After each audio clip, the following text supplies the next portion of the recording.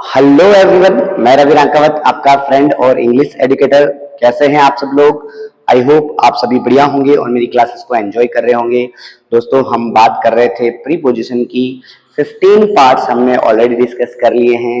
मतलब प्रीपोजिशन को हमने ऑलमोस्ट डिटेल से पढ़ा है। कुछ और प्रीपोजिशन रह गए हैं, उनकी बात करते हैं। तो चलिए बिना देरी किए शुरू करते हैं। आज हम बात करेंगे यूज ऑफ विद इन की। विद और विदाउट हमने डिस्कस कर लिया था। आज हम बात करते हैं with in. With in sense देता है के भीतर या के अंदर का सेंस देता है। मतलब टाइम और प्लेस को बताने के लिए, समय और स्थान को बताने के लिए। जैसे I will complete the syllabus 2 hours. मैं सिलेबस खत्म कर दूंगा तो 2 घंटे के अंदर। तो यहां पर क्या आ जाएगा? विद इन 2 आवर्स, 2 घंटे के अंदर। के भीतर भीतर या के अंदर अंदर। यस। ऐसे ही Jaipur Jaipur Jaipur is 50 kilometre from here. Jaipur is 50 kilometre. Jaipur 50 kilometre है, तो Jaipur is within 50 kilometre, 50 kilometre के अंदर अंदर है।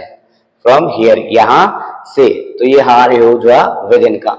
अब देखो कि इन का यूज भी होता है के भीतर या के अंदर में। तो विद इन का यूज कहां होता है? विद इन का यूज होता है हमारे before the end of the period of time. जो हमारा पीरियड ऑफ टाइम होता है उसके एंड से पहले जब आता है तब तो हम विद इन का यूज करते हैं। और इन का यूज कहां करते हैं? At the end of the period of time. जैसे आई विल कम हियर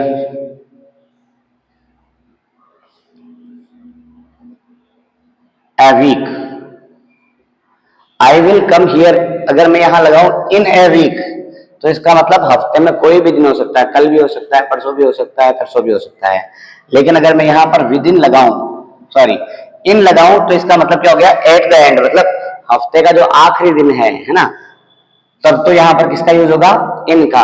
लेकिन अगर हफ्ते का कोई भी दिन आ जाए, है ना, कि हफ्ते का first day, second day, third day, किसी भी दिन की बात करें तो पीरियड ऑफ टाइम के एंड से पहले की बात करें तो विद इन का यूज होता है। तो आगे बात करते हैं यूज ऑफ टूवर्ड्स।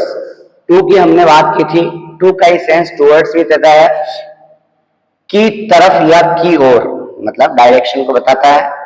जैसे my friend was going college. मेरा फ्रेंड जा रहा था, तो टूवर्ड्स कॉलेज, कॉलेज की तरफ जा रहा था। तो यहां पर की तरफ के लिए किसका यूज कर सकते हैं? टूवर्ड्स का। जैसे ही केम रनिंग मी, वह दौड़ता हुआ आ रहा था मेरी तरफ। ही केम रनिंग टूवर्ड्स मी। तो यहां पर किसका यूज हो जाएगा दोस्तों? टूवर्ड्स का यूज हो जाएगा। ऐसे टूवर्ड्स का एक और यूज होता है के प्रति के अर्थ में। जैसे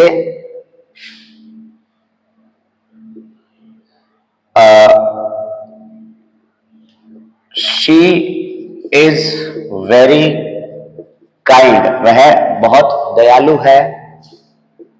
द पुअर, गरीबों के प्रति। तो she is very kind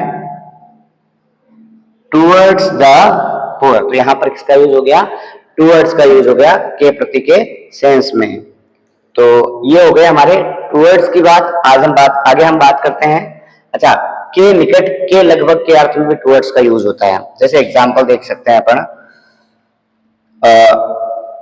it is night,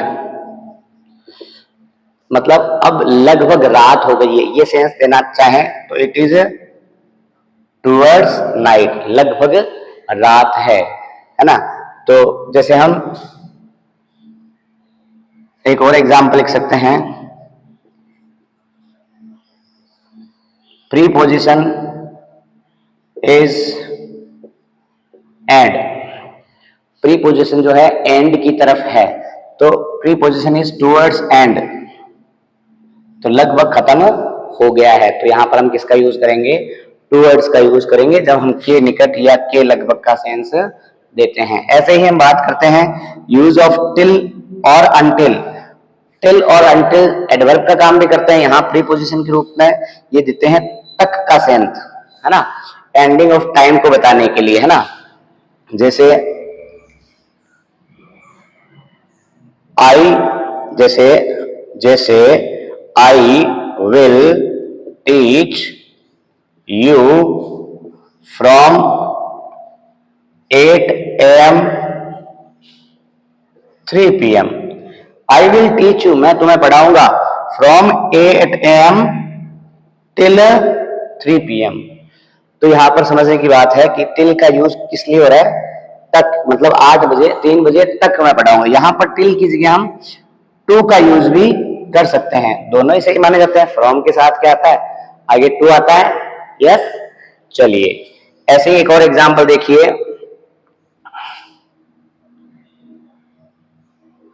जैसे my brother will stay here next Friday, मेरा भाई यहां रुकेगा टिल नेक्स्ट फ्राइडे या अनटिल नेक्स्ट फ्राइडे, दोनों ही सही है। नेगेटिव सेंस देता है, जब तक फ्राइडे नहीं आ जाता तो अनटिल आ जाएगा, अदरवाइज टिल का यूज हो जाएगा। तो यहां ध्यान रखने वाली बात क्या है कि फ्रॉम के बाद ही एंडिंग टाइम के लिए टू आता है, अगर फ्रॉम नहीं आता है तो यहां पर जो टू है ना, टू नेक्स्ट फ्राइडे, ये टू जो है गलत हो जाएगा।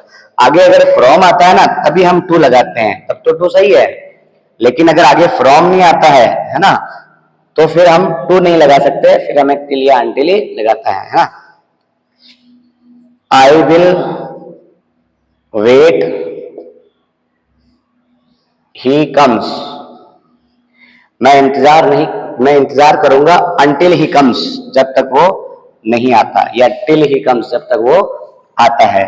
तो दोस्तों ये बात हुई हमारी टिल और अनटिल की। इसके अलावा हमने बात की टूवर्ड्स की और विद इन की। तो ऑलमोस्ट हमारे ये प्रीपोजिशन यहां पर कंप्लीट होते हैं।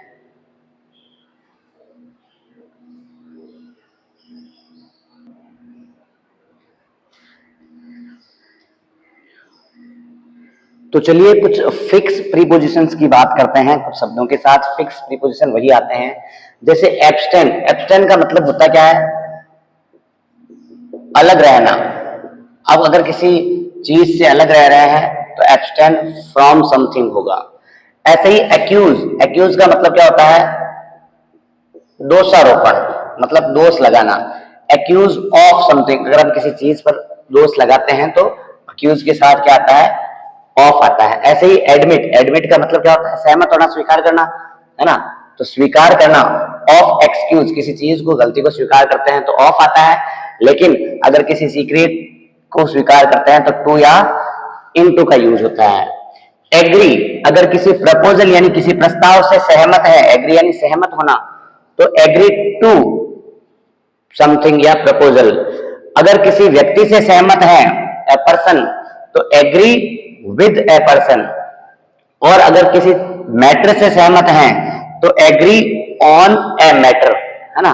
तो एग्री के साथ टू भी आता है, विद भी आता है और ऑन भी आता है। प्रपोजल से एग्री है तो टू, पर्सन व्यक्ति से एग्री है तो विद, और किसी मैटर से एग्री है तो ऑन।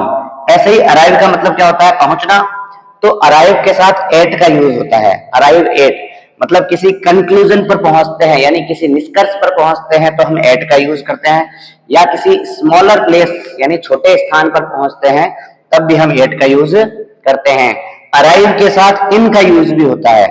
अगर किसी बिगर प्लेस यानी बड़े स्थान पर पहुंचते हैं तो हम अराइव इन का यूज करते हैं। ऐसे ही अटेंड, अटेंड का मतलब क्या होता है? ध्यान देना। यहाँ पर अटेंड का मतलब क्या होता है? ध्यान देना। टू समथिंग, अगर किसी चीज पर ध्यान दे रहे हैं तो अटेंड के साथ टू आएगा। लेकिन अगर ए पर्सन किसी व्यक्ति पर ध्यान दे रहे हैं, है ना, या मतलब ध्यान यहाँ पर अटेंड तो उसके साथ क्या आएगा? अपॉन आएगा। मतलब किसी व्यक्ति की देखभाल कर रहे हैं, ध्यान दे रहे हैं तो अटेंड अपॉन ए पर्सन, और किसी चीज पर ध्यान दे रहे हैं तो अटेंड टू समथिंग। यस। ऐसे ही अपोलोजाइज, अपोलोजाइज मतलब माफी मांगना। तो अगर हम किसी व्यक्ति से माफी मांगते हैं, पर्सन से माफी मांगते हैं तो अपोलोजाइज टू राम, श्याम, मोहन, इस तरीके से। अपोलोजाइज अगर किसी चीज से है, किसी चीज से माफी मांगते हैं या किसी परिस्थिति से माफी मांगते हैं तो फिर अपोलोजाइज फॉर समथिंग, है ना, किसी चीज के लिए माफी मांगना, तो तब यहाँ पर अपोलोजाइज के साथ क्या यूज होगा? फॉर यूज होगा दोस्तों। ऐसे ही बाई यानी खरीदना। हम कोई चीज किसी दुकान से या किसी व्यक्ति से खरीदते हैं तो फ्रॉम का यूज होता है। लेकिन अगर किसी भाव की बात कर रहे हैं, प्राइस की बात कर रहे हैं तो बाई 800 रुपीज, इस तरीके से बाई के साथ फ्रॉम का यूज भी होता है और एट का यूज होता है। ब्लेम यानी आरोप लगाना। अगर हम किसी चीज पर आरोप लगाते हैं तो ब्लेम फॉर योर बिहेवियर, तो चीज पर आरोप हो गया। और अगर किसी व्यक्ति पर आरोप लगाते हैं, पर्सन यानी व्यक्ति, तो ब्लेम ऑन यू, तुम्हारे ऊपर आरोप लगा है। ऐसे ही बैटल के साथ विद भी आता है और बैटल के साथ फॉर भी आता है। अब बैटल का मतलब क्या होता है? युद्ध करना, फाइट करना। तो अगर किसी पर्सन यानी किसी व्यक्ति से युद्ध लड़ रहे हैं तो बैटल विद आएगा, और किसी चीज से, किसी परिस्थिति से लड़ रहे हैं तो बैटल फॉर समथिंग। यस। तो बैटल के साथ फॉर और विद दोनों का यूज होता है। ऐसे ही कट के साथ इनटू भी होता है और कट के साथ इन भी होता है। जब हम किसी चीज के छोटे छोटे टुकड़े करते हैं तो कट इनटू पीसेज हो जाता है। लेकिन अगर हम किसी चीज के दो टुकड़े करते हैं तो कट इन हाफ हो जाता है। तो इन भी आता है, इनटू भी आता है। ऐसे ही कॉपी के साथ फ्रॉम भी आता है और कॉपी के साथ ऑफ भी आता है। जब हम प्रकृति से कॉपी करते हैं कोई चीज, नेचर से कॉपी करते हैं तो क्या हो जाएगा? Copy from nature. और किसी चीज की कॉपी करते हैं तो कॉपी ऑफ समथिंग, किसी चीज की कॉपी, है ना। ऐसे ही देखो, एंटर के साथ कोई प्रीपोजिशन जनरली नहीं आता है, जैसे enter in, enter in the room. अब ये सेंटेंस जो है हमारा गलत है, क्योंकि एंटर का मतलब ही एंटर इन ही होता है, अंदर प्रवेश करना, तो इन यहाँ पर यूज नहीं होता। लेकिन एंटर के साथ अपॉन का यूज होता है जब हम किसी करियर में प्रवेश करते हैं।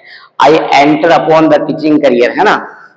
ऐसे ही एंटर के साथ इनटू का यूज भी होता है जब हम किसी चीज एग्री होते हैं, किसी एग्रीमेंट से, है ना। एंटर इनटू एन एग्रीमेंट, वो एक एग्रीमेंट से सहमत हुआ, है ना, प्रवेश किया। तो दोस्तों ये हो गए कुछ हमारे फिक्स प्रीपोजिशंस। इस प्रकार से हमारा प्रीपोजिशन वाला पार्ट जो है कंप्लीट हो चुका है। आई होप आप सभी को समझ में आया होगा। अगर फिर भी कोई बात समझ में नहीं आई है दोस्तों तो कमेंट करके मुझसे पूछिए, मैं निश्चित रूप से आपके सभी कमेंट्स का जवाब देने का प्रयास करूंगा। अगर मेरा वीडियो पसंद आया है तो लाइक कीजिए, शेयर कीजिए और सब्सक्राइब करना मत भूलिए। Thank you so much, have a nice day everyone. और कमेंट करके जरूर बताइएगा कि अगला वीडियो जो है किस टॉपिक पर बनाया जाए। Thank you so much.